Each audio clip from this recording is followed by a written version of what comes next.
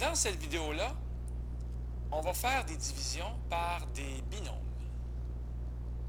C'est quoi un binôme? Bien, ça ici, c'est un binôme, x plus 4. Contrairement au dernier cours où je crois où il y avait une espèce de division qui ressemblait à ceci, 6x3 plus 9x2 moins 12 divisé par 3x. Il y avait ça, je crois, dans la dernière vidéo. Mais ça, c'est pas un binôme, ça, c'est un monôme. Et dans ce temps-là, c'est facile. Alors aujourd'hui, malheureusement, ça va être pas mal plus difficile. Puis là, vous allez peut-être vous dire, c'est très abstrait, à quoi ça sert dans la vie? Alors pour l'instant, on va s'en tenir à l'algèbre, mais il va y avoir des histoires, un petit peu plus tard, qui vont avoir rapport avec les divisions par les binômes. En passant, quand vous faites 442 divisé par 17, vous vous demandez combien de fois 17 entre dans 44. Puis au primaire, vous avez appris qu'il rentrait 2 fois. Et vous avez fait 2 fois 17 égale 34. Bien ici, c'est le même principe. Combien de fois x rentre dans 2x2? Il rentre 2x fois. La preuve, c'est que 2x fois x, ça fait bien 2x2. On va aussi faire 2x fois 4. Ça fait 9x. Ça fait 8x, pardon. Au primaire, on vous a dit de soustraire 44 moins 34 et d'abaisser la suite, le 2. Bien ici aussi, on va soustraire. Donc 2x2 moins 2x2, ça s'annule. Et 9x moins 8x, il reste 1x. Et on abaisse le reste, plus 4. On recommence. Combien de fois x rentre dans x? Il rentre évidemment une fois. Ça fait une fois x, x, et une fois 4, 4. Comme ici, c'est 6 en passant la réponse. 6 fois 17, ça fait 102. Et lorsqu'on soustrait, il reste 0. Et aussi d'ailleurs, lorsqu'on soustrait, il va rester 0. Alors oui, je vous l'affirme, la réponse 2x plus 1 est totalement valide. La preuve, quand on fait 17 fois 26, on retourne à notre fameux 442. Et la preuve, c'est que 2x plus 1 fois x plus 4, qui est ici, si on fait toutes les distributivités, ça va donner x fois 1 ici, ça fait x. 4 fois 2x, ça fait 8x. Et 4 fois 1, 4. Alors voilà, ça fait bien 2x2 plus 9x plus 4. On est très content parce que c'est la même chose qu'ici. Maintenant, lentement, je vais revenir sur les étapes. C'est quoi les étapes pour bien diviser par un binôme? Faire disparaître ça ici. Bon, on va l'avoir. Voilà. Peut-être. Oui. OK. Alors, on regarde les termes avec les plus grands degrés.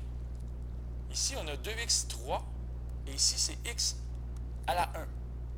Donc, c'est eux autres les termes avec les plus grands degrés. Qu'est-ce qu'il manque pour y arriver? Qu'est-ce qui manque à x pour avoir 2x3? Bien, la réponse, c'est 2x2. Parce que 2x2 fois x, ça donne 2x3. D'ailleurs, on va multiplier. On va donc faire 2x2 fois x, ce qui fait 2x3. Mais aussi 2x2 fois moins 1, ce qui va faire moins 2x2. C'est pour ça que c'est écrit avec chaque terme. Donc, on multiplie 2x2 avec x et 2x2 avec moins 1. Soustraire, ça veut dire je vous demande de mettre une parenthèse avec un moins dedans, devant. On va soustraire tout ce qu'on a trouvé. Continue. Ça va aller vite. Lorsqu'on soustrait, on ne se trompe pas, s'il vous plaît. 2x3 moins 2x3, il ne reste rien, on est content. Petit bonhomme sourire. 2x2 moins 2. Oui. Moins, ça fait donc plus. Ça fait donc 4x2. Et j'ai dit abaisser le reste. Donc, on va réécrire moins 9x plus 5. Et on a terminé notre ronde des 5 étapes parce que le reste n'est que reprise. Alors, on regarde les plus grands degrés. On a 4x2 et x à la 1 toujours. Alors, qu'est-ce qu'il manque pour que x à la 1 devienne 4x2? Il manque évidemment 4x. continue. On va multiplier 4x fois x, ça fait 4x2. Et 4x fois 1, fois moins 1, pardon, ça fait moins 4x. Il est écrit ici, mais on va le soustraire avec une belle intention. On va mettre la parenthèse et le moins devant. On continue. Lorsqu'on soustrait, qu'on met un moins devant, 4x2 moins 4x2, il ne reste rien, on est content. Moins 9 moins moins 4, on ne se trompe pas, ça fait moins 5x. Plus 5. Comme ça.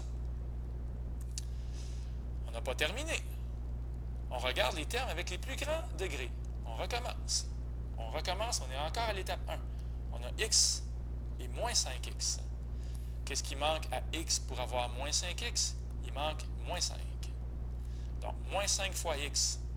On est déjà rendu à l'étape 3. On multiplie. Moins 5 fois x, ça fait moins 5x. Et moins 5 fois moins 1, ça fait plus 5. Vous vous doutez de la suite. On va soustraire. Donc, on met une parenthèse avec un moins devant. Et quand on va soustraire, bien, moins 5 moins moins 5, ça fait rien. Ça fait un beau zéro. Petit bonhomme sourire. À l'examen, ne mettez pas des sourires. Écrivez zéro. Bon, OK. Vous avez le droit de mettre des sourires à l'examen, mais pas trop. Alors, la réponse, elle est ici. 2x2 plus 4x moins 5. Vous pouvez valider. C'est un moment intelligent dans votre vie. En faisant, est-ce que lui fois lui donne le polynôme de départ? Alors, x fois 2x2, ça fait 2x3. X fois 4x, ça fait 4x2. Et x fois moins 5, ça fait moins 5x. On change de couleur. Moins 1 fois 2x2, ça fait moins 2x2. Moins 4x. Et finalement, plus 5. Alors évidemment, lorsqu'on réunit tout ça ensemble, dans la joie, ça fait 2x3 plus 2x2 moins 9x plus 5. Ça donne la même chose qui est ici. Il reste une petite page. Attention, pour les divisions, des fois, ça n'arrive pas toujours juste. Des fois, il y a des restes. Donc, c'est quoi les restes? Bien, c'est ceci. Si vous faites x2 plus 5x plus 4 et que vous divisez par x plus 3, comme ça, bien là, ici, on part naïvement en pensant que tout va bien arriver. On écrit x, ce qui n'est pas mauvais. X fois x, ça fait x2, et x fois 3, ça fait 3x. Mais lorsqu'on soustrait, comme ça, il va rester, ça s'annule, 5 moins 3, il va rester 2x. 2x plus 4, en fait, parce qu'il ne faut pas oublier de descendre. Alors ici, on écrit plus 2. 2 fois x, ça fait 2x, on est content, mais malheureusement, 2 fois 3, ça fait 6. Ben, je dis malheureusement parce que quand on va abaisser, il va rester, ça s'annule, 4 moins 6, il va rester moins 2. Et ça, c'est un reste. On arrête là, malheureusement. Donc, la réponse, c'est x plus 2 reste moins 2. Je vous invite à essayer l'autre. Il est un petit peu plus long. Je ne vais peut-être pas le faire au complet. Hop. Je ne vais pas le faire au complet, mais ici, là, c'est une division, comme ça.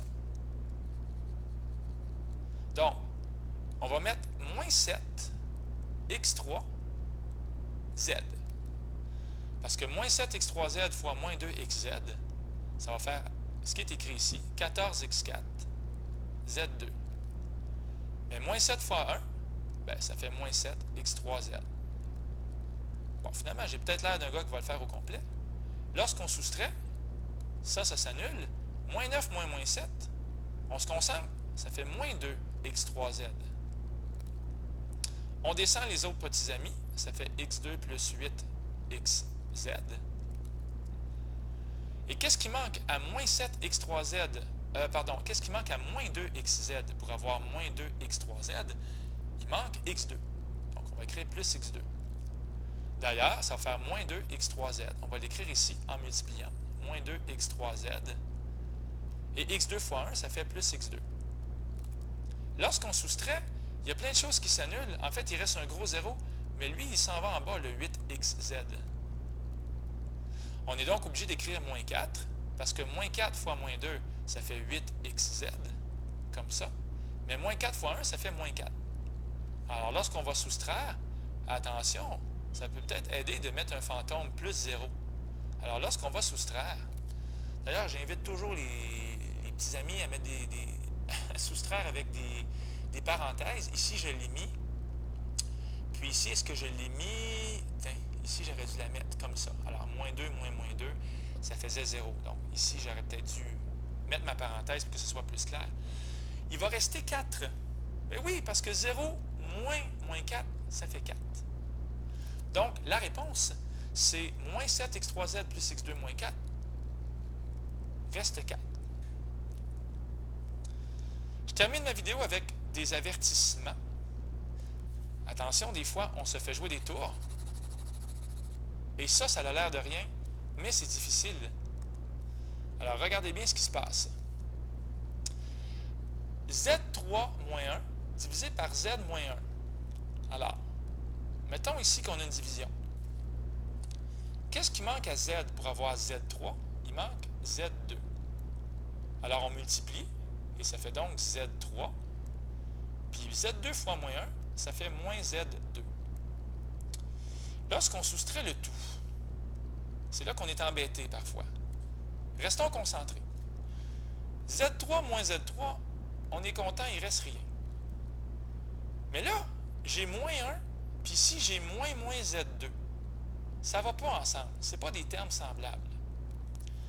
Alors, ce que je vous invite à faire, c'est d'écrire les termes avec les autres puissances. Z3 plus 0Z2 plus 0Z1 moins 1. Réalisez-le. J'écris la même affaire. J'écris la même chose, mais j'ai ajouté les autres puissances. OK? Les autres puissances. C'est ce que je viens de faire. J'ai rajouté le Z2 et j'ai rajouté le Z1, même si c'est 0 qui est devant. Pourquoi je l'ai fait? Parce que si je divise par Z moins 1, je refais la même chose qu'ici. Ici, je suis désolé, c'était pas très très propre. Là. Mais ça va être plus facile d'être propre ici. Ça fait Z2, le même Z2. Alors, ça fait Z3 moins 1 fois Z2. Et là, on voit, il est bien aligné avec son terme semblable, avec le coefficient 0Z2. Alors, quand on va soustraire, ça va bien se faire. Z3 moins Z3, il ne reste rien. Et 0 moins 1.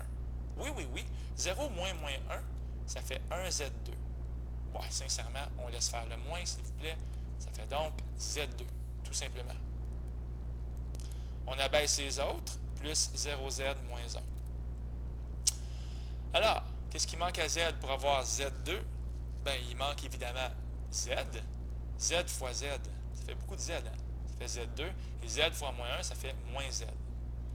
Encore une fois, lorsqu'on va soustraire, Z2 moins Z2, ça s'annule. 0 moins 1, il reste 1Z. Et on abaisse le moins 1 pour obtenir la réponse finale.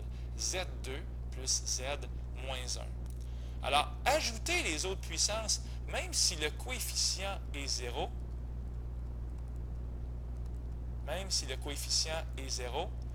est une excellente idée pour ne pas se ramasser ici avec rien en Z2 moins quelque chose avec Z2. Alors, je vous laisse y penser, c'est un petit conseil du coach.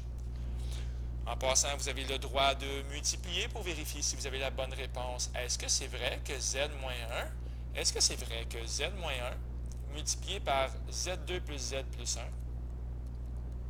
Z2 plus Z plus 1, est-ce que c'est vrai que ça va donner, il est où là mon point de départ, Z3 moins 1?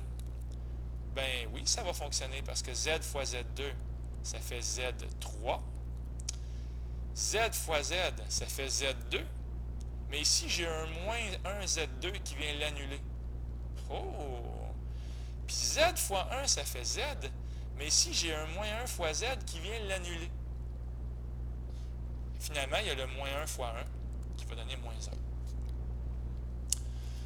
Dernier petit truc, lorsque vous avez des trucs comme ça en désordre, placez selon les puissances. Donc, placez en ordre de puissance. Alors, la plus grande puissance, c'est x2. Donc, au lieu d'écrire ça ici, là, écrivez à la place x2, moins 7x, plus 12. Ça va se faire beaucoup mieux. Comme ça, on va toujours regarder les premiers termes à chaque fois. x2, x. Combien de fois x rentre dans x2? Il rentre x fois. Et on va écrire x2 moins 3x. Je suis un peu ému, là, c'est ma dernière division. x2 moins x2, ça s'annule. Moins 7 moins 3, il va rester moins 4x plus 12. Ouais, la réponse, ça va être x moins 4. Je vous laisse deviner la suite, pourquoi ça fonctionne. Alors voilà, c'était la vidéo sur les divisions.